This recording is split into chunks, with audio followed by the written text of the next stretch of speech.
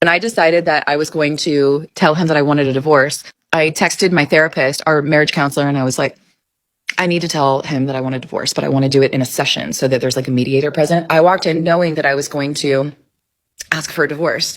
And so we sit down in our session. It's like really tense, really awkward. My ex was sitting there like, so why do we have an emergency session? Therapist was like, Jamie, do you want to start?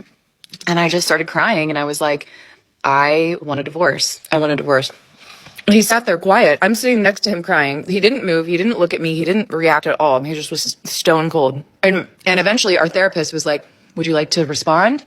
So he responded right away and he's like, fine, let's just go ahead and finalize the details. And that was that. And I just was like, I looked at my therapist and I was just like kind of stunned. Like I knew that I was ready to leave that day, but I couldn't believe that that was his reaction. There was no empathy. There was no compassion. There was no like wanting to fight for us, which I didn't think that there would be, but you just always hope that like one last try, I woke up and went to work the next day, came home. He was playing PlayStation that night. I sat next to him. We hadn't talked in 24 hours. And I said, can we talk about what happened yesterday? And he was just playing, just looking straight ahead. And he was like, what's to talk about? In my mind, I'm thinking, this is our last ditch effort to like steer the ship around, And I was like, so what are we going to do? And he just kept playing. And he was like, I already got an apartment. I already took my name off of the lease. He had done things within that 24 hours. He had opened up the filing folder of his single man life. While she was expecting an argument, he was already making a plan. While she was bracing for tears, he was preparing for peace. And that's what makes regret instant, because regret doesn't always hit when the papers are signed. Sometimes it hits when she comes home the next day, seeing him play video games and realizing he's not broken. He's not devastated. He's fine. Every society reaches a moment where the patterns that once held everything together suddenly begin to fracture. Not loudly at first, not with alarms or sirens, but quietly, through individual decisions that ripple outward until they become impossible to ignore. What we are witnessing right now is one of those moments, and it centers on marriage, on relationships, and on the silent but accelerating withdrawal of men from a system they no longer believe in. This is not just a trend or a phase. It is a structural shift that is unfolding across countries, cultures, and continents, and by the end of this video, you will understand why it cannot simply be reversed, patched over, or legislated away. Before we go any further, take a moment to like this video, share it, subscribe to the channel, and click the notification bell, and select all if you want more great Angry Guy content. And if you want every single video the moment we release it, it helps the channel, it helps the message reach more people, and it ensures you do not miss what is coming next. I also want you to check out Angry's Crypto Academy, which is linked in the description of this video. If you want to learn how to protect and safeguard your assets and grow your wealth, Angry's Crypto Academy walks you through how to buy, sell, and trade crypto responsibly and strategically. The link is in the description, so go check it out now while you are thinking about it. And finally, if you are enjoying these Angry Guy videos and want to show support, you can buy me a Red Bull using the link in the description of the video. It is a simple way to help keep this content going, and I appreciate everyone who does. Now let us get into it. We are living through a marriage crisis, and it is not being driven by the reasons most people think. This is not about one bad year, one economic downturn, or one political shift. This is the culmination of decades of incentives, messaging, legal frameworks, and cultural narratives that slowly but steadily change the cost-benefit equation of relationships for men. What makes this moment different is that men are no longer quietly enduring dissatisfaction. They are actively leaving. They are filing for divorce in growing numbers. They are refusing to enter marriages at all, and they are opting out of dating in ways that would have been unthinkable a generation ago. You can see the panic in real time. It shows up in viral videos of women talking about rising living costs, about struggling to afford rent and groceries, about feeling overwhelmed and isolated. It shows up in posts where women openly say they cannot find dates, that men no longer approach them, that the dating pool feels empty even in crowded cities. It shows up in the sudden shift in tone from years of dismissing men's concerns to urgently asking where all the good men went. And it does not stop at dating. Married men are now walking away as well. And that is what has governments and institutions truly alarmed. This is not confined to one country or one culture. It is happening in the United States. It is happening in Australia. And now it is accelerating in China, a country that for decades relied on marriage and family formation as a stabilizing force for society. When a trend reaches China, especially one tied to demographics, labor, and family structure, it is no longer a fringe issue. It is a global signal. In response to the surge in divorces, China recently changed its divorce laws in an attempt to protect the wealth of men within marriage and to reduce the financial incentives associated with divorce. The goal was simple and pragmatic from a policy standpoint: make divorce less attractive, reduce asset transfers, and stabilize families. On paper, this might look like a reasonable response. In reality, it has revealed a much deeper problem. Even with legal protections in place, men are still leaving. They are still filing. They are still choosing separation over continuation. That tells you something critical. The issue is not just money. It is not just legal risk. It is the lived experience of marriage itself as perceived by men. When children appear on social media saying they do not understand why their parents are divorcing, it creates an emotional narrative that many people immediately latch onto. It is heartbreaking to see, and no one should dismiss the impact on children. But focusing only on the emotional aftermath misses the root cause. Men do not make decisions of this magnitude lightly. Divorce is not a casual choice. It is often the final step after years of dissatisfaction, unmet expectations, and the sense that staying is more costly than leaving. Here's the part that policymakers, commentators, and cultural leaders do not want to confront. You cannot fix this with force. You cannot fix it by banning divorce. You cannot fix it by shaming men. You cannot fix it by rewriting slogans or launching campaigns. If you trap a man in a system he experiences as deeply unfair or hostile, you do not get commitment. You get compliance at best and disengagement at worst. You get marriages that exist only on paper. You get men who mentally check out, who emotionally withdraw, or who physically leave and disappear into quieter, simpler lives where their obligations are minimal and their autonomy is intact. A relationship that feels like captivity to one side is not a family unit. It is a pressure chamber. And when enough of those chambers exist within a society, the result is not stability. It is a demographic crisis. Birth rates fall. Productivity declines. Social trust erodes. And eventually, the entire system starts asking questions it cannot answer. One of the hardest truths to say out loud is that many men no longer feel that marriage offers them a net positive future.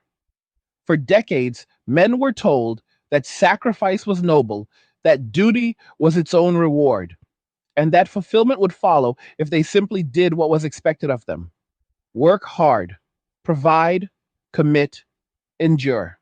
But over time, the promises attached to those sacrifices stopped being delivered. Respect became conditional. Appreciation became rare. Legal and social frameworks increasingly treated men as disposable utilities rather than equal partners.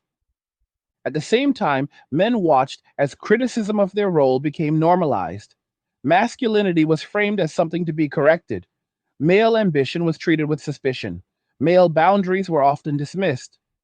And when men spoke up about these issues, they were frequently told to be quiet, to do better, or to accept that their discomfort was simply the price of progress. Over many years, that message sank in. Men adjusted not by reforming the system from within, but by stepping away from it entirely. And this is why no government can force a man to invest more effort into a society than he believes is worth his loyalty. You can mandate participation, but you cannot mandate belief. You can penalize exit, but you cannot generate commitment through punishment. A man without a sense of belonging, purpose, or mutual respect will not build. He will conserve. He will simplify. He will focus on peace rather than status, on autonomy rather than validation. The irony is that many of the movements that claimed to liberate relationships ended up hollowing them out. By framing partnership as a battleground rather than a collaboration, they replaced cooperation with constant negotiation and suspicion. Over time, that dynamic wears people down, especially those who feel they are expected to give more while receiving less. Men are not leaving because they fear responsibility. They are leaving because responsibility without reciprocity is not sustainable. Now we are seeing the consequences cascade outward. Women who were told that independence would insulate them from relational collapse are discovering that independence does not replace partnership. Economic pressures that were manageable in dual income households become overwhelming alone. Social isolation increases. The dating market contracts, and the realization sets in that the system they were encouraged to embrace does not offer the safety net they assumed it would. This is not about blaming individuals, it is about understanding incentives. Societies run on incentives whether they acknowledge them or not. When you systematically remove the benefits of participation while increasing the costs, people eventually opt out. Men are not unique in this regard. Anyone would respond the same way. What makes this moment unique is the scale and the silence. There is no grand protest, no unified movement, just millions of individual decisions that all point in the same direction. Marriage used to be framed as a foundation, a place where effort was rewarded with loyalty, where sacrifice built something lasting. For many men today, it feels more like a gamble with asymmetric risk. And when rational people face asymmetric risk repeatedly, they stop playing the game. China's situation highlights this in stark terms.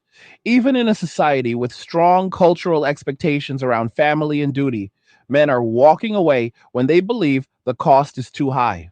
That should be a wake up call for every other country watching.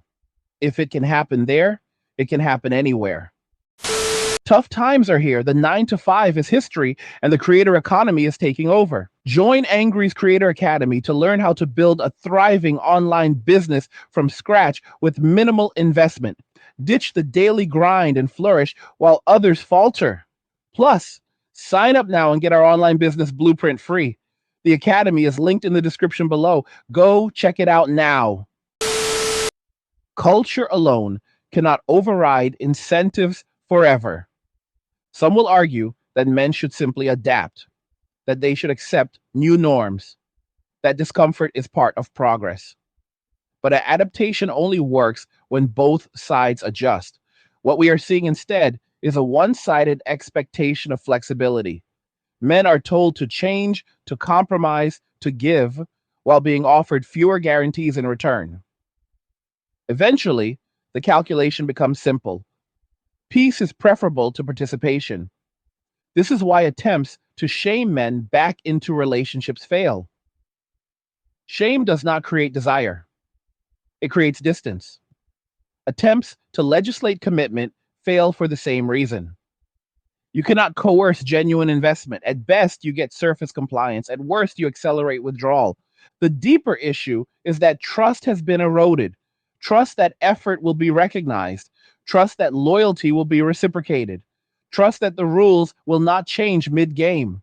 Rebuilding that trust is not something that can be done with slogans or quick fixes. It requires structural change, cultural humility, and an honest reckoning with the outcomes of the last 50 years. Right now, instead of that reckoning, we see confusion and panic. People ask where the men went, why they will not return, what incentives could bring them back. But many of the answers are uncomfortable because they require acknowledging that men's grievances were not imaginary, that dismissing them had consequences, and that independence narratives did not account for long term realities. Men are not disappearing. They are still here. They are working, creating, building in quieter ways. They are choosing smaller lives, simpler needs, and lower exposure to systems that they feel do not serve them. They are opting for peace over prestige, autonomy over approval. And once a man discovers that he can live with less stress, fewer obligations, and greater control over his time, it is very hard to convince him to give that up. This is the crossroads we are standing at.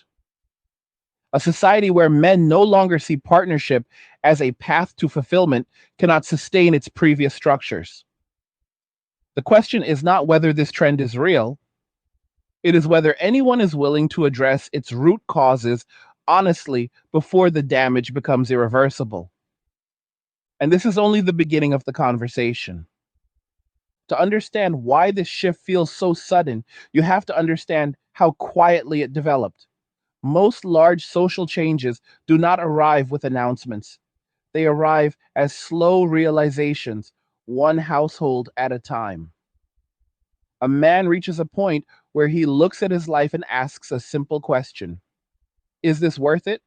Not in an abstract moral sense, not framed as duty or expectation, but in terms of daily lived reality. When that question keeps returning and the answer remains uncertain, something fundamental breaks. What we are seeing now is the accumulated result of millions of men answering that question in the same way. For years, men were told that their dissatisfaction was a personal failure. If a marriage felt unbalanced, they were told to communicate more. If they felt unappreciated, they were told they were insecure. If they felt overburdened, they were told that everyone struggles and that they should simply push through. Over time, many men did exactly that. They pushed through. They internalized frustration. They kept working, kept providing, kept showing up, hoping that effort alone would eventually restore balance. But effort without feedback eventually feels like futility. At the same time, social messaging increasingly framed men as problems to be managed rather than partners to be valued. Popular narratives highlighted worst case examples and treated them as representative. Good behavior became invisible. Stability was taken for granted. The absence of catastrophe was not seen as success, but as baseline expectation. When men realized that their best efforts were seen as the minimum rather than something meaningful, motivation eroded. This erosion did not immediately lead to mass exit. Most men do not leave quickly. They stay longer than they should. They try harder than is rational. They absorb stress until it becomes normalized. But there is a threshold. Once crossed, the decision to leave often feels less dramatic than staying. That is when divorce filings spike, not because men suddenly changed, but because endurance finally ran out. What shocks many observers is that men are leaving even when legal risks are reduced. This is the critical point. For a long time, critics assumed men avoided marriage solely because of financial exposure. Reduce that risk, the thinking went, and men would return. But risk mitigation does not create desire, it only removes fear. If the underlying experience is still unsatisfying, safer dissatisfaction is still dissatisfaction. In China, this reality is now colliding with policy. Officials can adjust asset division rules, impose waiting periods, or introduce procedural hurdles, but none of that addresses how men feel inside marriages. And feelings matter because they drive behavior long before laws do. A man who feels trapped does not need legal permission to disengage emotionally. He simply stops investing. He stops planning. He stops caring about long term outcomes that no longer feel aligned with his well being. And this creates a paradox that governments struggle to solve. They need stable families to support economic growth, demographic replacement, and social cohesion. But stability cannot be mandated, it must be chosen. And choice depends on perceived value. When men do not perceive value, they disengage in ways that are subtle at first, but devastating over time. Consider the modern expectations placed on men. They are expected to be emotionally available, but not emotionally needy. financially stable but not focused on money, supportive but not authoritative, confident but not assertive, vulnerable but not uncertain. These expectations often conflict with one another, creating a moving target that is impossible to hit consistently.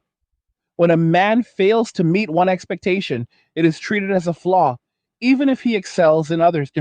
Over time, many men realize that no amount of adjustment results in lasting approval.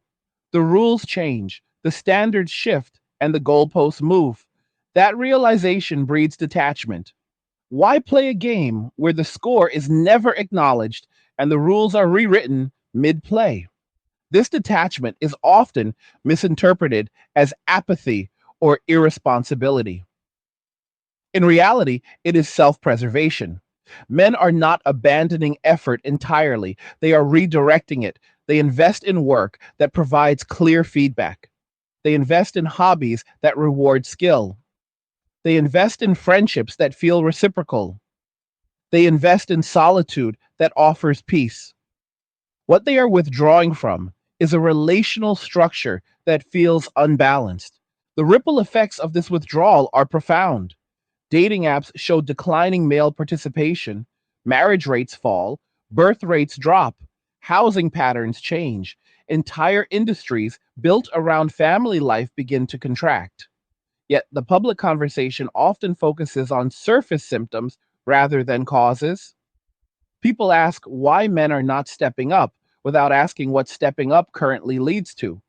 One of the most revealing shifts is how openly men now discuss opting out. In previous generations, withdrawal was often framed as failure or defeat. Today, it is increasingly framed as strategy. Men talk about minimizing stress, simplifying expenses, and avoiding unnecessary conflict. They share advice on living smaller but freer lives. This is not rebellion, it is adaptation. Women, meanwhile, are experiencing a parallel shock. Many were raised with the expectation that partnership would be available if needed, that independence was a choice rather than a necessity. As men withdraw, that assumption collapses. Economic independence sounds empowering until it collides with inflation, housing costs, and the reality of single income living. Emotional independence sounds freeing until isolation sets in. This collision creates panic, and panic drives attempts to reframe the narrative. Suddenly, calls for cooperation replace years of adversarial language. Suddenly, men are asked to return, to rebuild, to re engage. But trust, once broken, is not easily restored. Men hear these calls and remember how their concerns were dismissed when they raised them earlier. They remember being told that their value was conditional, that their boundaries were unreasonable, that their discomfort was irrelevant. Trust is built slowly and lost quickly. Rebuilding it requires accountability, not just invitation. It requires acknowledging that certain policies, narratives, and norms produced unintended consequences. It requires creating environments where men feel respected not for what they provide, but for who they are. This is where the conversation becomes uncomfortable because restoring balance means admitting that some ideas overshot their mark. It means recognizing that empowerment framed as zero sum inevitably produces resentment. It means accepting that equality cannot mean unilateral sacrifice. These admissions are politically and culturally difficult, which is why they are often avoided. Instead, societies attempt shortcuts. They promote messaging campaigns. They encourage dating initiatives. They offer incentives. But incentives only work when the underlying structure is appealing. You can subsidize entry, but you cannot subsidize fulfillment. If the experience itself remains draining, people will take the incentive and leave as soon as possible. Another common misunderstanding is the belief that men will eventually return out of necessity. That loneliness or social pressure will force them back. This underestimates how adaptable men are when expectations are lowered. Many men do not need much to be content. A stable routine, manageable expenses, and personal autonomy often suffice. Once men discover that happiness does not require external validation, leverage disappears. This is why the phrase that men will only fight for their peace resonates so strongly. Peace is not apathy, it is clarity.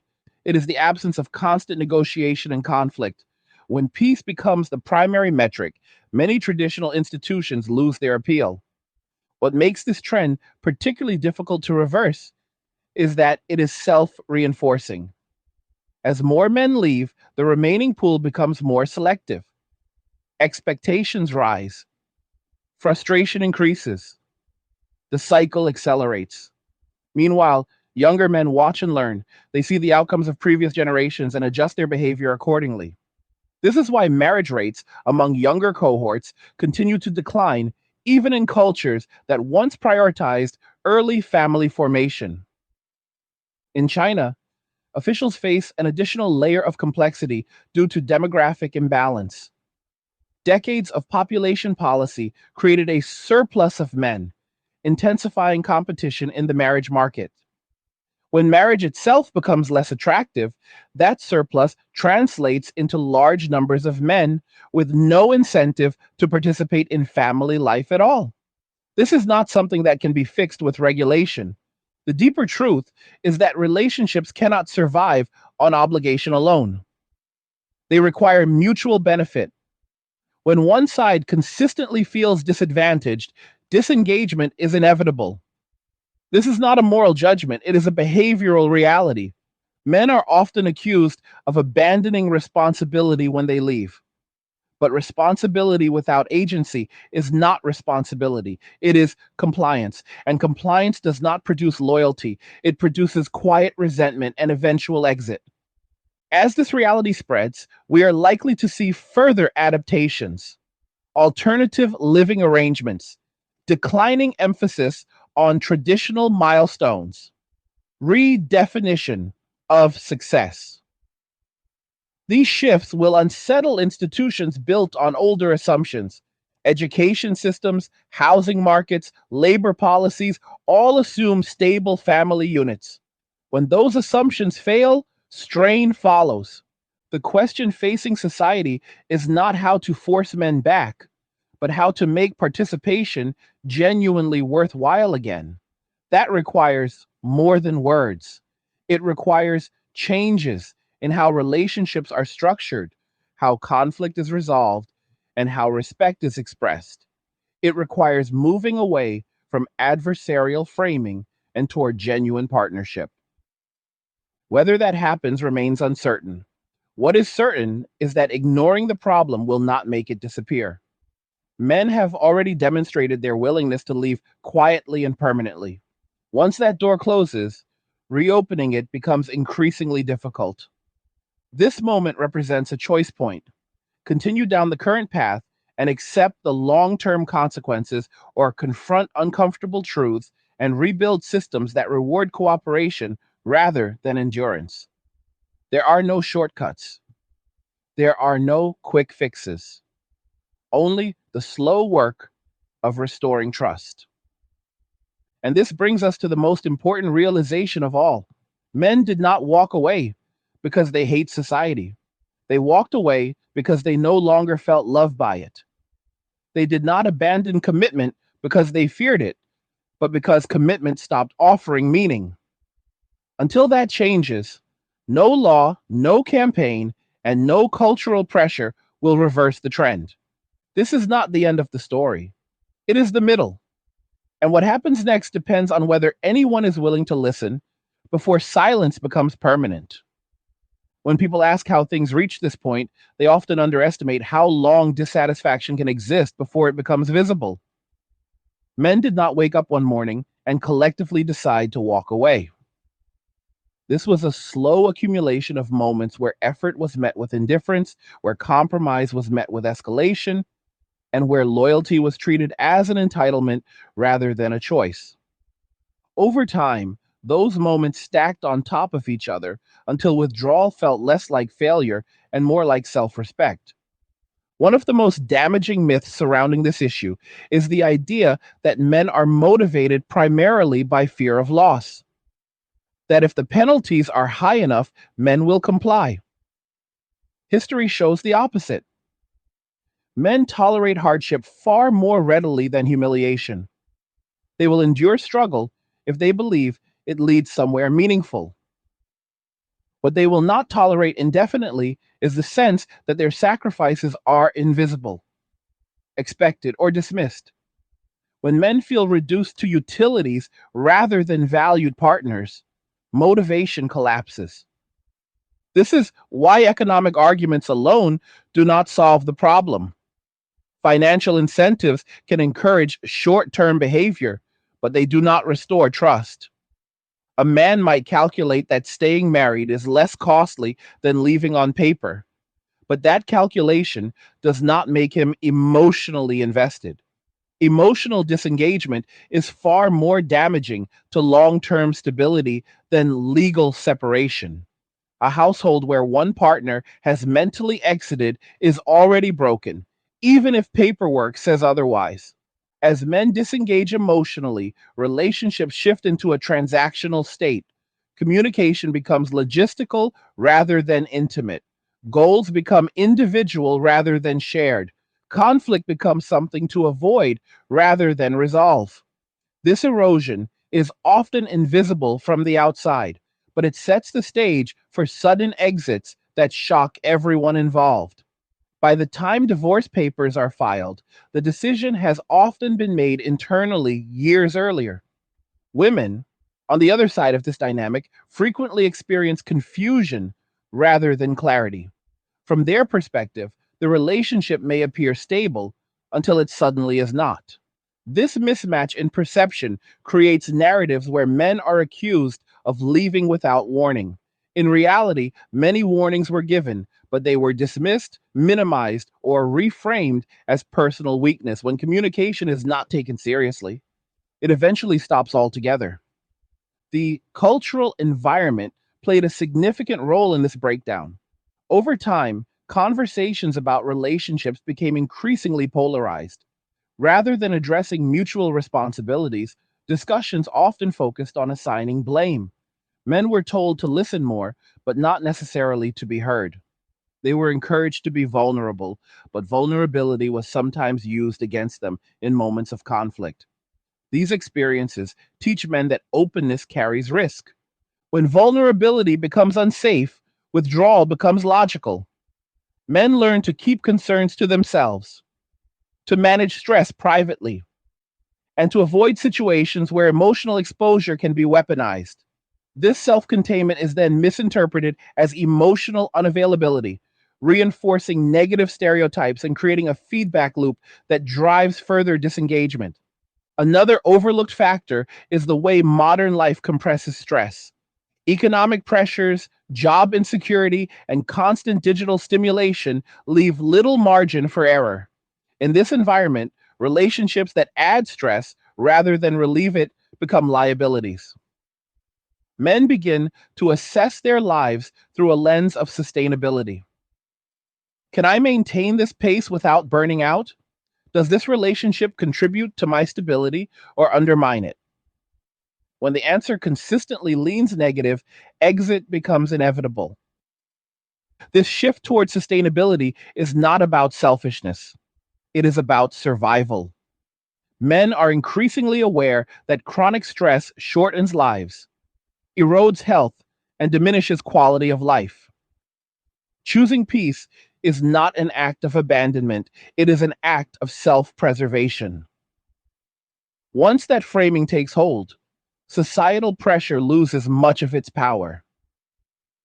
The global nature of this trend confirms that it is not rooted in one legal system or cultural quirk.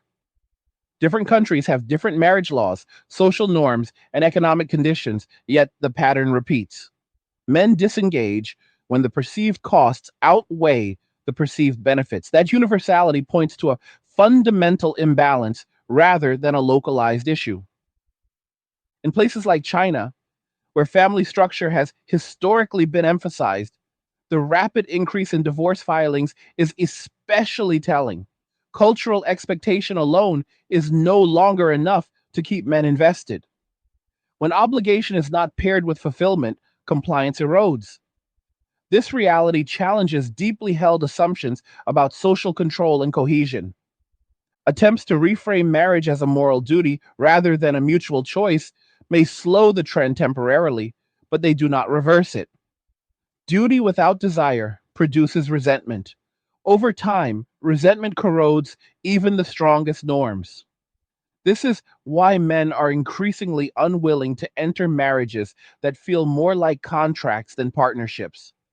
Younger generations are paying close attention. They observe the experiences of older men and adjust accordingly. Many young men now delay or avoid marriage not out of immaturity, but out of caution. They ask pragmatic questions about outcomes, risks, and long term satisfaction. They are less swayed by romantic narratives and more focused on empirical evidence. When the evidence suggests that marriage carries high risk with uncertain reward, avoidance becomes rational.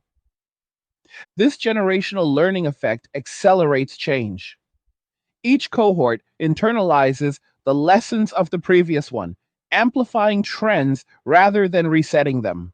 Once skepticism becomes normalized, reversing it requires dramatic improvements in outcomes, not just messaging. Women are also adapting, though often under duress. As partnership becomes less accessible, many women face the reality of managing life alone in an economic environment that is increasingly unforgiving. The gap between expectation and reality creates frustration, sadness, and fear. These emotions are understandable, but they do not change the underlying dynamics driving male withdrawal. What is often missing from the conversation is empathy in both directions. Men's experiences are dismissed as complaints. Women's struggles are framed as entitlement. This framing prevents productive dialogue. Until both sides acknowledge that the current system is failing many people, solutions will remain elusive. The narrative that men left because they fear strong women oversimplifies the issue to the point of distortion. Strength is not the problem. Hostility is. Independence is not the problem. Disregard is. Men do not avoid capable partners. They avoid environments where they feel perpetually judged, undervalued, or expendable. Similarly, the idea that women are suffering because men are selfish ignores the structural pressures at play. Rising costs, fragmented communities, and unstable job markets strain everyone. But strain reveals fault lines rather than creating them. The fault line here is relational imbalance. As men opt out, they also redefine success. Traditional markers like marriage, home ownership, and status lose prominence. Instead, success becomes measured by autonomy, health, and peace of mind. This redefinition undermines institutions built around older ideals. When enough people change what they value, systems must adapt or collapse. Some observers believe that technology will fill the gap. That digital companionship, entertainment, or automation will replace traditional relationships. While these tools may mitigate loneliness, they do not solve the deeper issue of human connection. However, they do reduce dependency on traditional structures, making withdrawal easier. This reduction in dependency further weakens leverage. When men no longer need marriage for social acceptance, intimacy, or stability, the bargaining power of the institution declines. At that point, participation must be genuinely appealing rather than socially enforced. The hardest truth for many to accept is that men leaving does not automatically mean men are unhappy. Many report lower stress, greater focus, and improved well being after opting out. This does not mean relationships are inherently harmful, but it does indicate that the current model often is. Ignoring these outcomes prevents honest evaluation. If society wants men to reinvest, it must address why leaving feels like relief. That requires introspection, not condemnation. It requires examining how conflict is handled, how respect is shown, and how effort is acknowledged. It requires rebuilding trust brick by brick. Trust cannot be demanded, it must be earned. Men need to see consistent evidence that their well being matters, that their boundaries are respected, and that partnership offers mutual growth rather than constant negotiation. Without that evidence, calls for unity ring hollow. And this is where the conversation often stalls because acknowledging these needs challenges deeply entrenched narratives. It requires admitting that some cultural shifts produced unintended harm. It requires humility rather than certainty. These qualities are rare in polarized environments, yet without them, the trend will continue. Men will keep choosing quieter lives. Women will keep grappling with unmet expectations. Governments will keep scrambling for policy solutions that address symptoms rather than causes. And the gap between intention and outcome will widen. What we are witnessing is not a rebellion, but a recalibration. Men are recalibrating their lives based on lived experience rather than inherited scripts. They are making choices that prioritize sustainability over conformity. This recalibration does not seek approval, it simply proceeds. Whether society adapts to this new reality remains to be seen. Adaptation requires flexibility, empathy, and structural change. Resistance leads to stagnation and decline. History offers many examples of institutions that failed to evolve when incentives shifted. They were not destroyed by enemies, but abandoned by participants. Marriage, as it currently exists in many places, risks following that path, not because men hate commitment, but because commitment has been stripped of its reciprocal rewards. Restoring those rewards is the only viable path forward. The silence of men who have already left is perhaps the most telling sign. They are not campaigning, they are not demanding reform, they are simply gone. Silence is harder to address than anger because it offers no immediate feedback. By the time silence becomes noticeable, change is already well underway. This is the reality confronting modern societies. The question is not whether men will return under pressure, they will not. The question is whether partnership can be rebuilt in a way that makes return desirable rather than obligatory. And that is where the next phase of the story begins. Once a trend crosses from isolated behavior into normalized behavior, it stops needing justification. That is where we are now. Men no longer feel compelled to explain why they are opting out. They do not feel defensive about it. They are not trying to convince anyone else to follow them. They simply make quiet decisions and adjust their lives accordingly. That quiet normalization is far more powerful than any protest or movement because it spreads without resistance. In earlier stages, men who stepped away were labeled anomalies. They were described as unlucky, antisocial, or broken. Those labels worked when the numbers were small. Today, they no longer fit. When millions of men make the same choice across different cultures and economic systems, the explanation shifts from individual failure to systemic design. Systems that work do not repel participants. Systems that repel participants must change or shrink. What many institutions fail to understand is that men do not need permission to disengage. They do not require public approval. Men have historically built lives around responsibility, but when responsibility becomes synonymous with disadvantage, they begin to redefine what responsibility means. Responsibility becomes personal rather than collective. It becomes about protecting one's health, time, and peace rather than fulfilling external expectations. This redefinition changes behavior in subtle but far reaching ways. Men become more selective about commitments. They avoid situations with unclear boundaries. They prefer predictable environments over emotionally volatile ones. They structure their lives to minimize dependency. Each of these choices reduces exposure to risk, but it also reduces attachment to traditional social structures. One of the reasons this shift feels so destabilizing is because modern society relies heavily on male overextension. Long work hours, physical labor, infrastructure maintenance, emergency services, and economic production all depend on men consistently pushing beyond comfort. When men stop doing more than necessary, systems feel the strain. This is not because men are uniquely virtuous, but because the system was built assuming their surplus effort.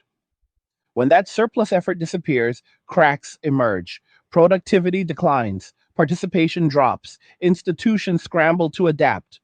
But adaptation is difficult when the underlying expectation of sacrifice remains unchanged. Asking men to do more while offering less no longer works. This is why attempts to shame men back into traditional roles are not only ineffective but counterproductive. Shame confirms disengagement rather than reversing it. It signals that concerns will not be taken seriously. Men respond by withdrawing further, not out of spite, but out of clarity. They learn which environments are safe for investment and which are not.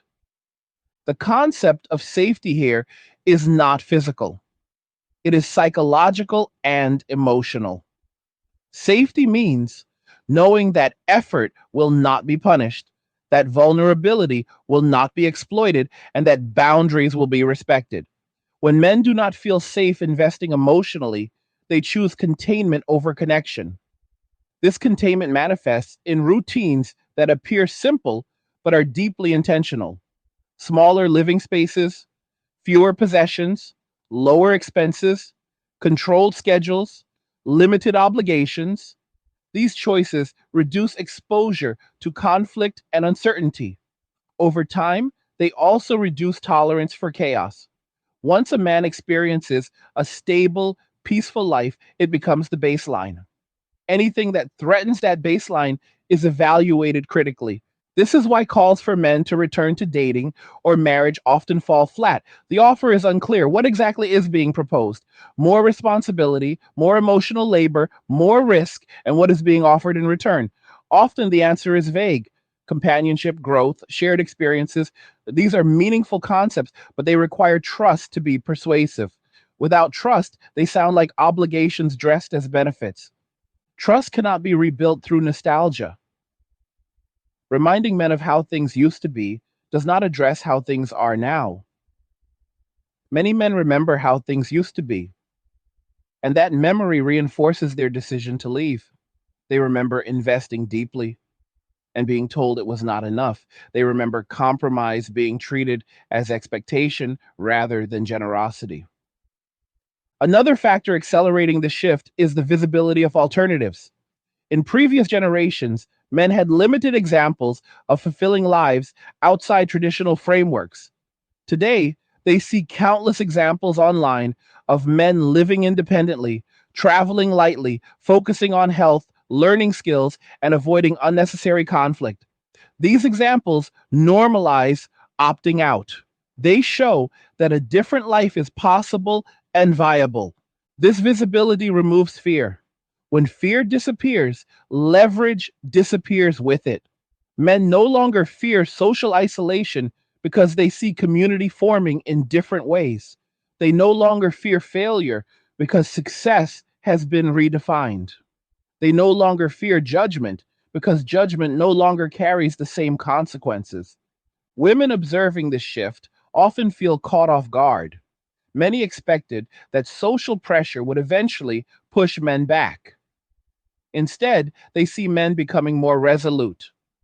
This creates a sense of urgency that sometimes turns into resentment. That resentment, however understandable, further widens the gap. It reinforces the perception that male participation is expected rather than appreciated. The irony is that appreciation is one of the strongest motivators men respond to. Not flattery, but genuine recognition of effort. When appreciation disappears, motivation follows. This is true in work environments, friendships, and relationships alike. Systems that rely on obligation rather than appreciation eventually exhaust participants. The conversation around equality often misses this nuance. Equality does not mean identical roles or identical sacrifices. It means mutual consideration. When equality is framed as one side adjusting endlessly while the other remains static, imbalance grows. Men sense this imbalance acutely, even when it is subtle. As imbalance becomes normalized, men stop negotiating. Negotiation requires belief in fairness. When fairness seems unattainable, exit becomes the only rational option. This is not dramatic, it is practical. One of the most difficult aspects of this moment is that there is no single villain to point to. This is not the result of a conspiracy or a coordinated agenda. It is the outcome of many well intentioned changes that interacted in unforeseen ways. Cultural narratives, legal reforms, economic shifts, and technological changes all converged to alter incentives. Blame does not fix that. Understanding does. Understanding begins with acknowledging that men's experiences are real, not exaggerated, not imagined, real. Their choices reflect those experiences. Dismissing them only accelerates disengagement. The challenge moving forward is that repair requires asymmetrical effort. Trust was damaged over time, and repairing it requires sustained consistency. Men need to see patterns change, not just rhetoric. They need to see accountability when boundaries are crossed, fairness in conflict resolution, and respect expressed without qualification. This is difficult because it requires slowing down cultural momentum. It requires pausing narratives that thrive on conflict.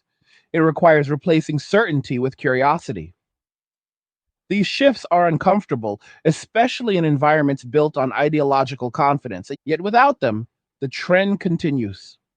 Men will keep choosing peace. Women will keep feeling abandoned. Institutions will keep weakening. This is not a prediction, it is already happening. The question then becomes whether society can adapt before the consequences become irreversible. Demographic decline is slow but relentless. Once birth rates fall below replacement for extended periods, recovery becomes extremely difficult. Labor shortages follow, economic contraction follows, social safety nets strain. These are not abstract risks, they are measurable outcomes. China's urgency reflects this reality. Policymakers understand that demographic momentum cannot be reversed quickly. They are attempting to intervene early, but without addressing relational dynamics, interventions miss the mark. You cannot legislate desire.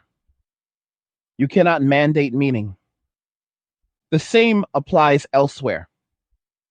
Western countries face similar challenges. Declining marriage rates, delayed family formation, and rising isolation signal structural stress.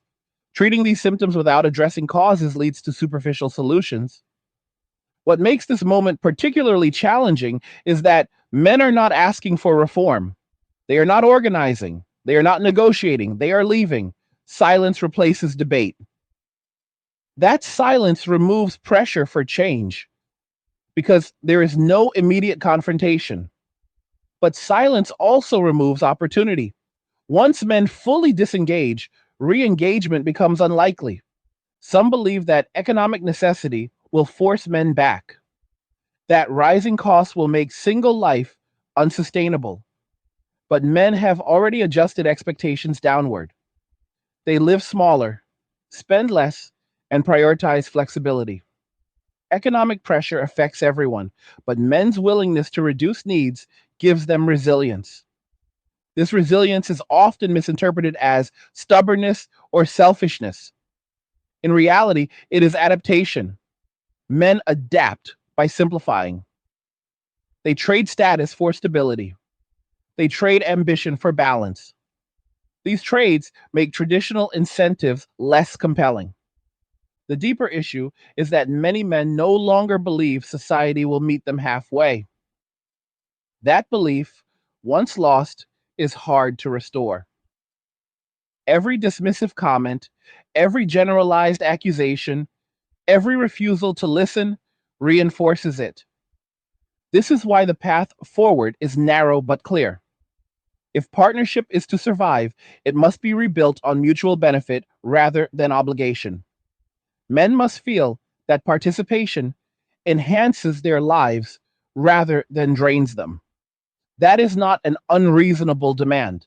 It is the foundation of any voluntary system. Until that foundation is restored, men will continue walking away quietly, calmly, permanently.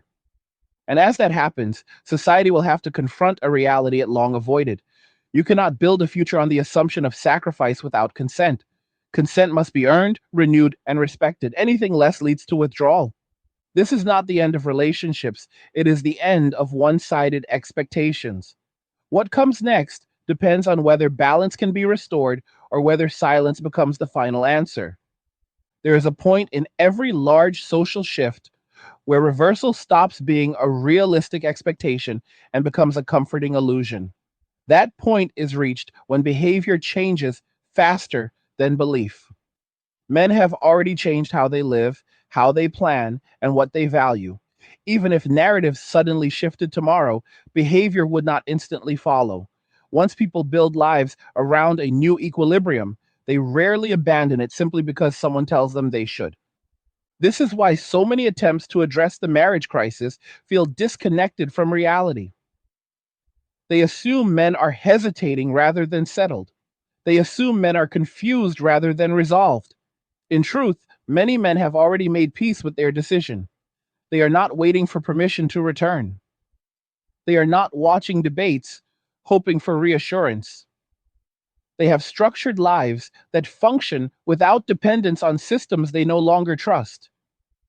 That trust breakdown is the central issue. Trust is not ideological, it is experiential.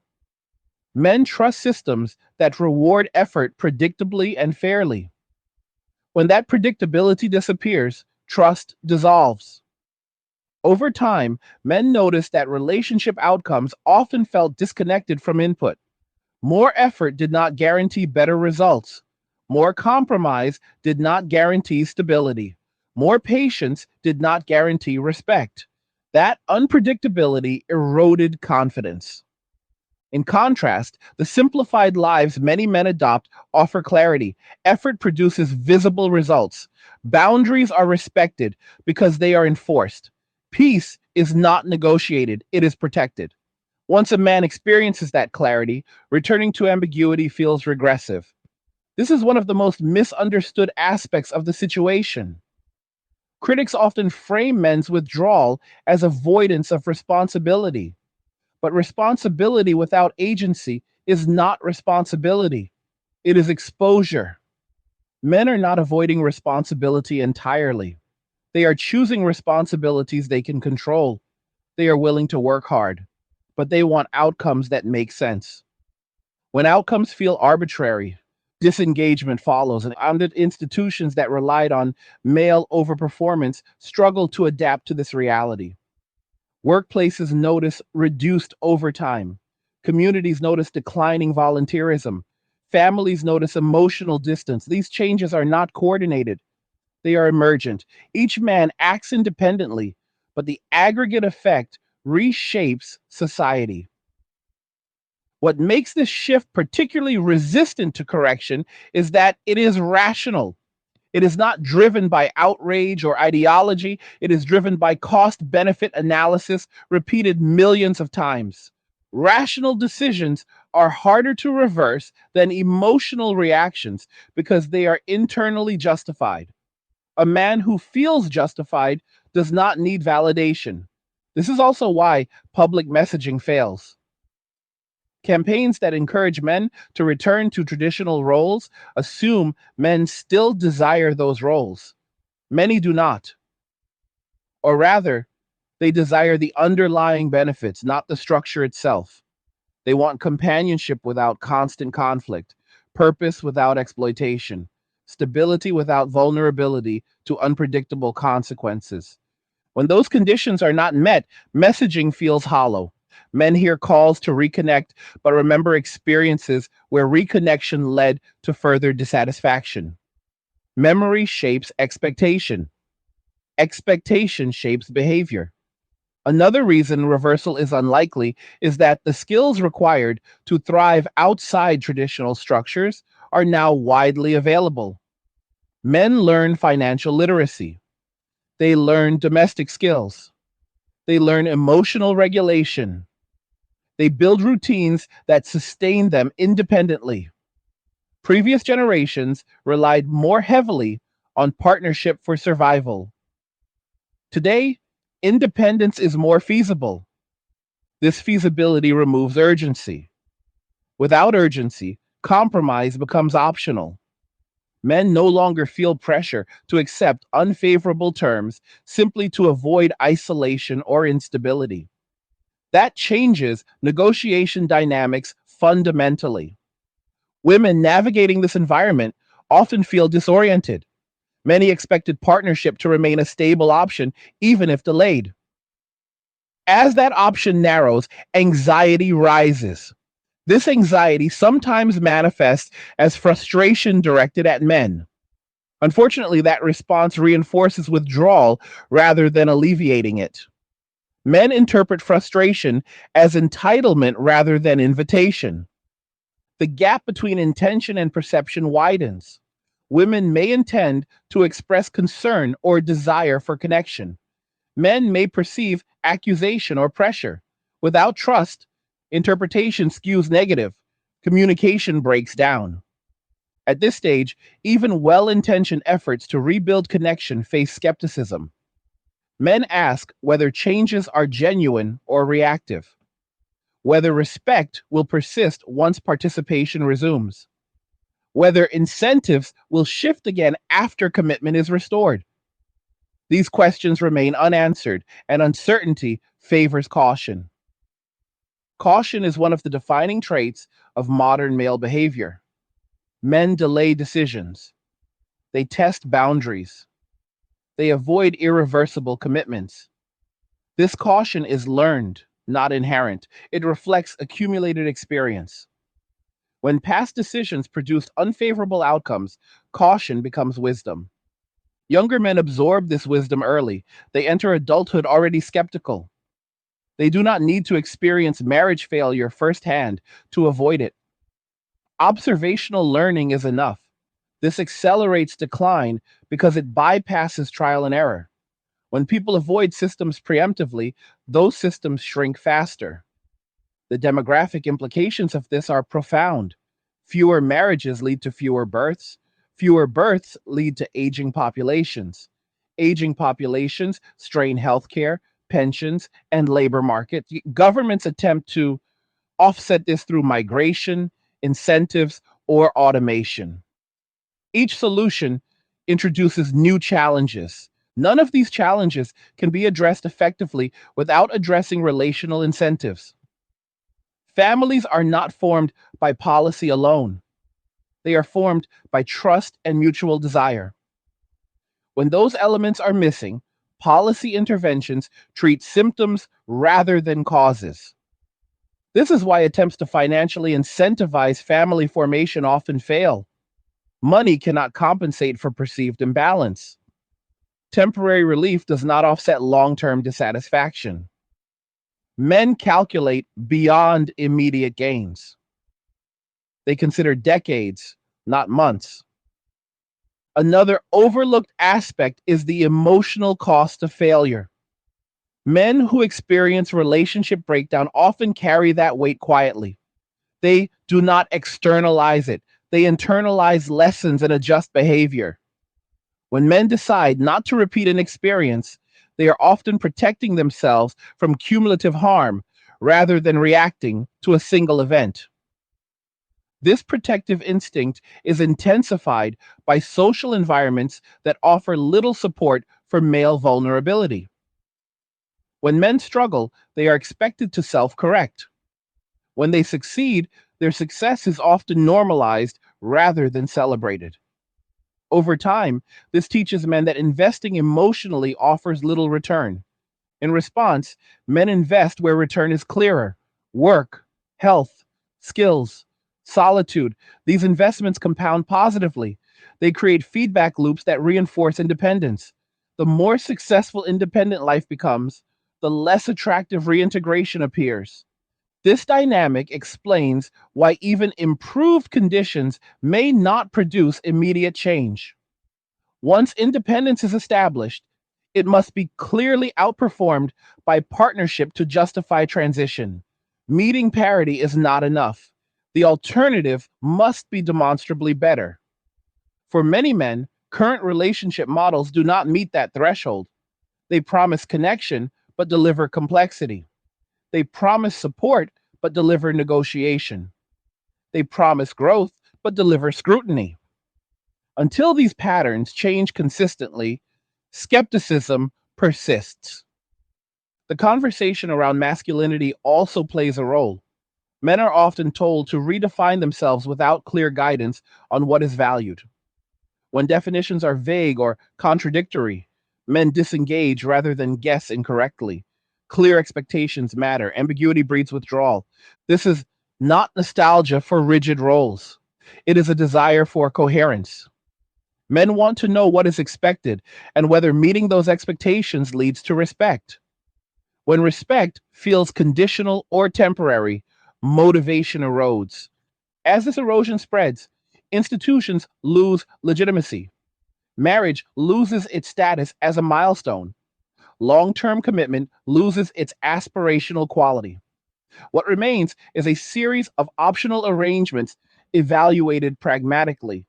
Some observers interpret this as moral decline. Others see it as evolution. Regardless of interpretation, the outcome is the same. Participation declines.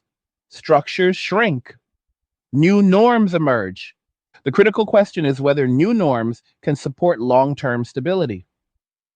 Independence offers short to medium-term satisfaction, but societies require cooperation to function over generations. Bridging that gap requires reimagining partnership in ways that align with modern incentives. That reimagining cannot be rushed. It requires listening to those who left without demanding immediate return. It requires understanding why peace became preferable to participation. It requires acknowledging mistakes without defensiveness. This is difficult work. It challenges deeply held beliefs. It disrupts narratives of progress that assume linear improvement, but without it, decline continues. And men are not waiting to be convinced. They are living proof that alternatives exist. Any system that hopes to regain their participation must compete honestly with those alternatives. That competition is not about coercion or guilt. It is about value. Value is felt, not declared. It emerges from consistent experience. Until partnership consistently enhances male well being rather than diminishing it, men will remain cautious. This caution is not hostility, it is discernment. And discernment, once learned, does not disappear easily. The reality many are struggling to accept is that men walking away is not a temporary protest. It is a long term adjustment to perceived reality. Adjustments harden into habits. Habits shape culture. We are watching culture change in real time, quietly, relentlessly, without slogans or banners, just choices. Whether those choices eventually converge back toward partnership depends entirely on whether partnership evolves to meet them. Without evolution, there is no return. And that brings us to the most uncomfortable realization yet. Society may not get men back by asking, it may only get them back by becoming worth returning to. At some point, every society is forced to confront the gap between the story it tells itself and the reality people are living. For a long time, the story said that relationships were evolving, that marriage was becoming healthier, more balanced, more fair. The reality for many men felt very different. And when reality and narrative collide, reality always wins. Not loudly, not dramatically, but decisively. Men did not walk away because they were confused. They walked away because they became clear. Clear about what they were experiencing, clear about what was being asked of them, and clear about what they were receiving in return. Clarity changes everything. Once clarity arrives, it cannot be unseen. This is why so many conversations about restoring marriage feel disconnected. They are rooted in nostalgia or idealism rather than lived outcomes. They speak about what relationships should be, not what they have become.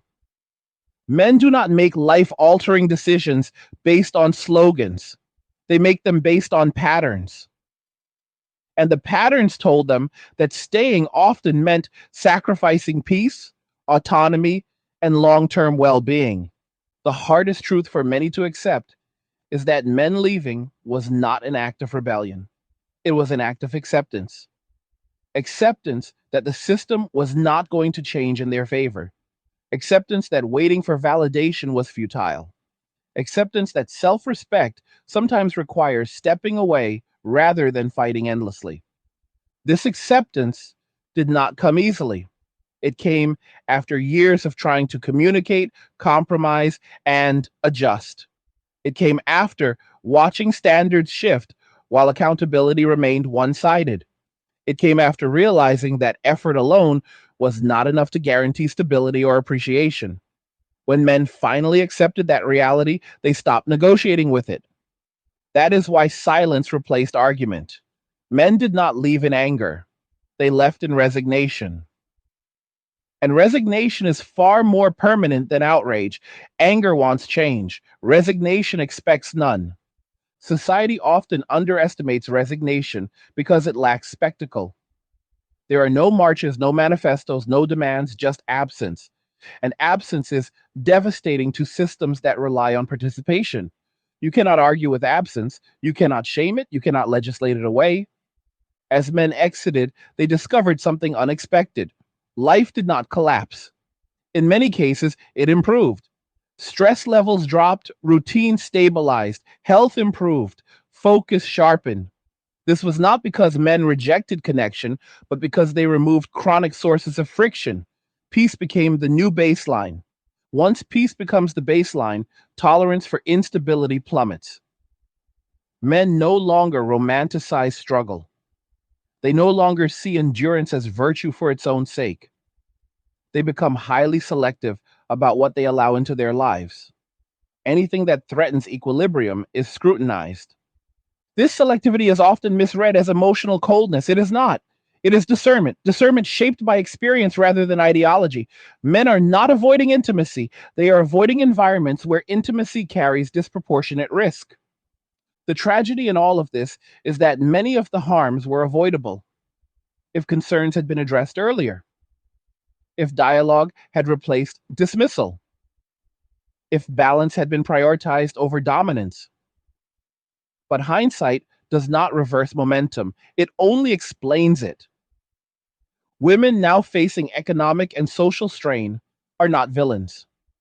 They are responding to a system that promised stability without fully accounting for dependency. Independence was framed as insulation, not as exposure.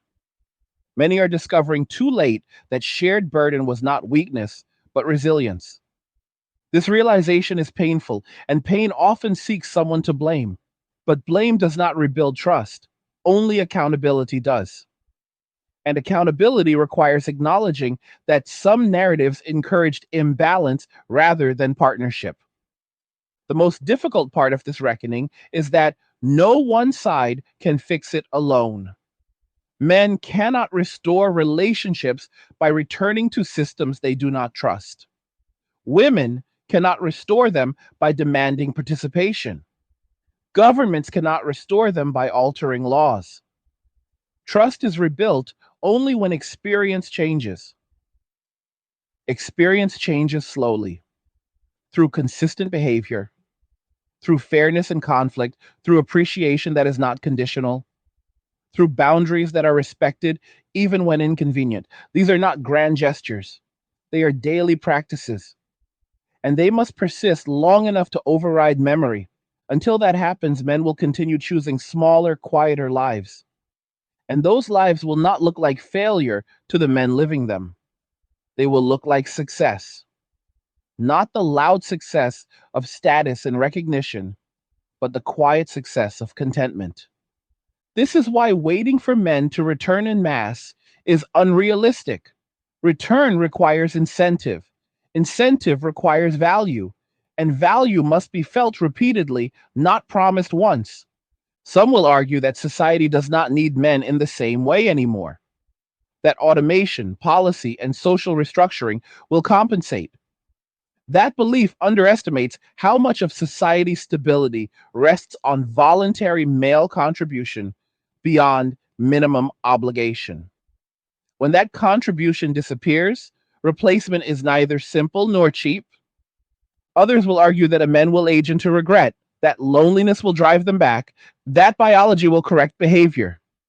But this assumes that regret automatically leads to reversal. Often it leads to acceptance. Men who adjust early tend to adjust thoroughly. They build lives that do not rely on reversal. What we are witnessing is not the end of relationships, it is the end of unbalanced ones. It is the end of assumptions that sacrifice will be endless and unreciprocated. It is the end of believing that men will continue to participate regardless of outcome. And this does not mean cooperation is impossible. It means cooperation must be genuine, mutual, voluntary, and valuable to both sides. If partnership is rebuilt on those principles, men may return organically, not because they are asked to, but because they want to. Want is the only force strong enough to sustain long-term commitment. Until then, the trend continues, quietly, relentlessly, not because men hate society, but because they finally chose themselves within it. And that leaves society with a choice: continue pretending this is a phase, or confront the reality that participation must be earned, not assumed. One path leads to further decline. The other requires humility, change, and patience. History shows that societies capable of self-correction survive. Those that cling to narratives while ignoring incentives do not. This moment will define which path is taken. Men walking away is not a threat, it is a signal that something fundamental broke and was never repaired. Signals can be ignored, but consequences cannot. The door is not locked, but it will not stay open forever. Trust has a half-life, and once enough time passes, silence becomes permanence. So the real question is not whether men should come back. It is whether what they are being asked to come back to is worth it. That is the conversation that must happen, not loudly, not performatively, but honestly. Now I want to hear from you. What did you think about what we discussed today? Do you agree with this assessment? Have you observed these changes in your own life or in the lives of people around you? Leave a comment and share your thoughts, because this conversation is not going away. Yeah. Like the video if you like it. Don't forget to subscribe. And if you like the video, share the video. And just remember that all roads lead to MWA, men walking away, and cheers. Nothing says you care like crypto. Nothing can compare. Nothing says you care like crypto. Oh, nothing can compare to crypto.